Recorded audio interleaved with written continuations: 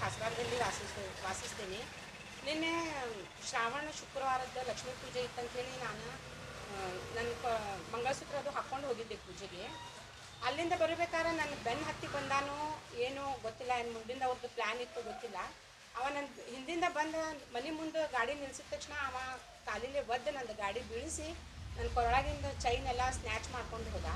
ಮಧ್ಯಾಹ್ನ 3:50 ಅದಲ್ಲದೆ ಮತ್ತು ನನ್ನ ಕೊರಳಲ್ಲಿ 7-7.5 ತೊಲಿದ 3 ಸರ ಇದ್ದು. 3 ಸರ ಅವ ಸ್ನ್ಯಾಚ್ ಮಾಡ್ಕೊಂಡು ಅವ ಹೆಂಗೆ ತೊಗೊಂಡೋದ ಅನ್ನೋದು ನನಗೆ ಗೊತ್ತಾಗಲಿಲ್ಲ. ನನಗೆ ಬೀಳಿಸಿ ಅವ ಸ್ನ್ಯಾಚ್ ಮಾಡ್ಕೊಂಡು ಹೋದ. ಅಂದರೂ ನಾನು ಬಿದ್ದು ಮತ್ತು ಅವ್ನ ಹಿಂದೆ ಗಾಡಿ ತೊಗೊಂಡು ಬೆನ್ನು ಹತ್ತಿ ಹೋದರೂ ಅವ ಸಿಗಲಿಲ್ಲ. ಮತ್ತು ನಾನು ಹಾಗೆ ಪೊಲೀಸ್ ಸ್ಟೇಷನ್ಗೆ ಹೋದೆ. ಪೊಲೀಸ್ ಸ್ಟೇಷನ್ಗೆ ಹೋಗಿ ಅಲ್ಲಿ FIR ಎಲ್ಲ ಮಾಡಿಸಿದೆ. ಮತ್ತು MLA ಸಾಹೇಬ್ರಿಗೂ ನಾವು ತಿಳಿಸಿದ್ವಿ. ಅಲ್ಲಿಂದ ಅವರು ಸ್ವಲ್ಪ ಮೇಲಾಧಿಕಾರಿಗಳಿಗೆ ಸ್ವಲ್ಪ ದಬ್ಬಾಳಿಕೆ ಹಾಕಿ ನಂದು ಏನು ಕಳೆದು ಹೋಗೈತಲ್ಲ ಬಂಗಾರ ನನಗೆ ಕೊಡಿಸ್ಬೇಕಂತೇಳಿ ನಾನು ವಿನಂತಿ ಮಾಡ್ಕೋತೀನಿ. ಮತ್ತು ಈ ರೀತಿ ಮತ್ತು ಯಾರ ಜೊತೆನೂ ಆಗಬಾರ್ದು ಅಂಥೇಳಿ ನಾನು ಬೇಡ್ಕೋತೀನಿ. ಎಲ್ಲ ಸ್ವಲ್ಪ ಲಕ್ಷ್ಯ ಕೊಡಬೇಕು. ಪೊಲೀಸರು ಸಾಹೇಬ್ರಾಗಲಿ ನಮ್ಮದು MLA ಸಾಹೇಬ್ರಾಗಲಿ ಸ್ವಲ್ಪ ದಬ್ಬಾಳಿಕೆ ಅವ್ರ ಮೇಲೆ ಹಾಕಿ ಇಂಥ ಕೆಲಸ ಇನ್ನೊಂದು ಸತಿ ಆಗಬಾರ್ದು.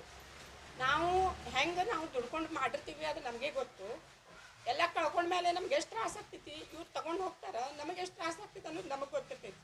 ನಾಳೆ ಮುಂದೆ ಹಬ್ಬ ಬರ್ತಾವೆ, ನಾವು ಹಾಕ್ಕೋಬೇಕು, ಅಡ್ಡಾಡಬೇಕೋ ಇಲ್ಲೋ. ಇಲ್ಲೇ ಒಂದು ಸ್ವಲ್ಪ ನನಗೆ ಪೆಟ್ಟು ಹತ್ತು.